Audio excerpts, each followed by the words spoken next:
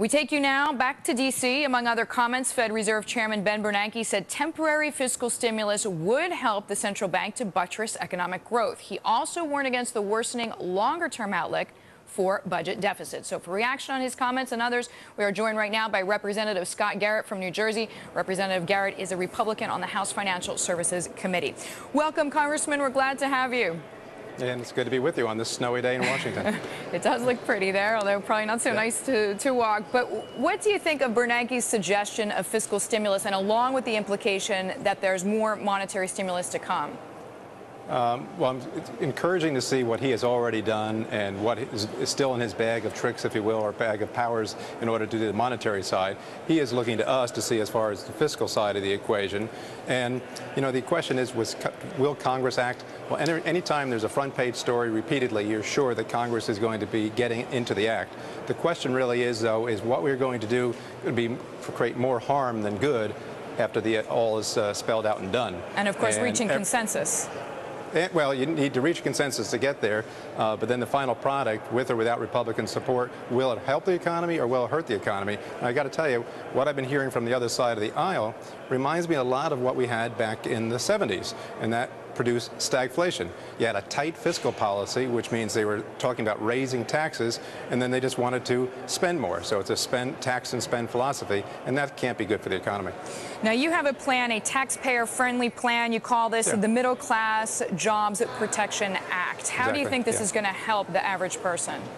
Well, when you think about it, what does the average middle-class American want? He wants to make sure that he's able to support himself. He needs a job in order to do that. He needs that security. So the best thing we can really do is to make sure that the job creation situation in this country is improved. What we don't need to do is simply hand out $200 checks to everybody, because that's not going to improve the economy substantially. But if we can make sure the jobs are there. So how do you do that? Well, first and foremost, we lower the corporate tax rates. You know, as you know, the United States has one of the second highest corporate tax rate in the world. That's why so many jobs are going overseas, because of the tax rates.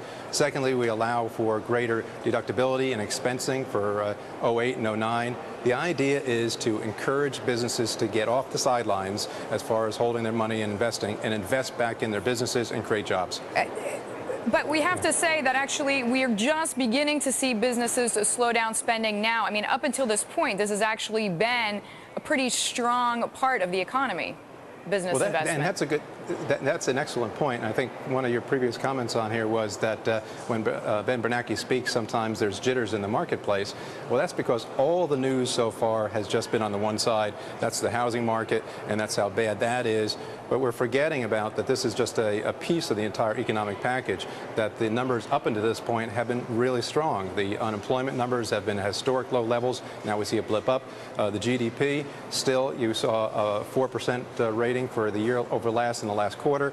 As you point out, business investment, I think it was up 5% over the year forward in the last quarter as well. So all the other economic indicators are still strong indicators. What we want to do is make sure that we can just keep those numbers up and not be depressed just by the mentality that's out there. Now, with all due respect, I mean, we've seen federal taxes been cut since 2001. I mean, spending, at least monetary policy, has really soared under Bush. We know that the budget is far from being balanced. The Fed has already cut rates, some argue with limited effect. So, I mean, just how many more rabbits can be pulled out of a hat? And with regards to your plan, I mean, it can't be just a golden rabbit.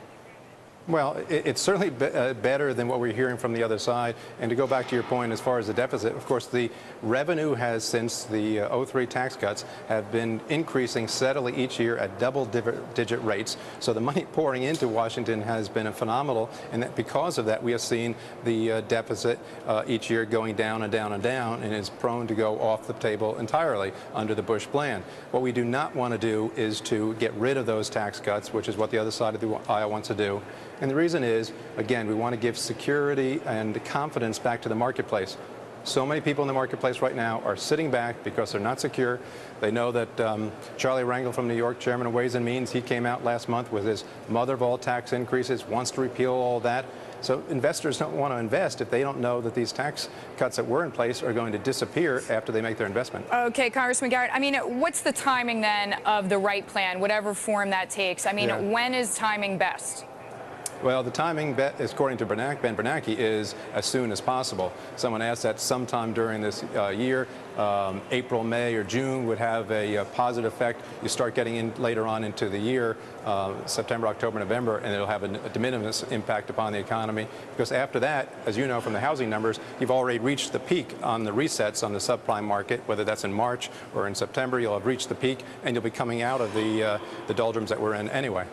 Well, then we know we're going to shift gears here a little bit. New Jersey primary, of course, February 5th, the Super Tuesday. Who are you going to endorse?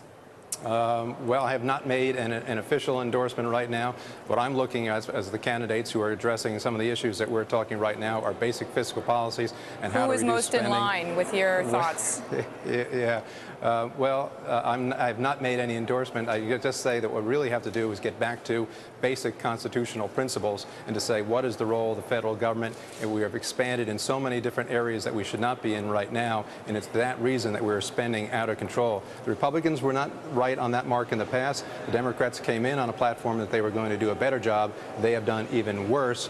The next Republican president hopefully will stick to true constitutional principles, restrain our spending, and that will overall hit the fiscal policy for this country. All right. We thank you very much, Representative Scott Garrett there from New Jersey. Appreciate the time.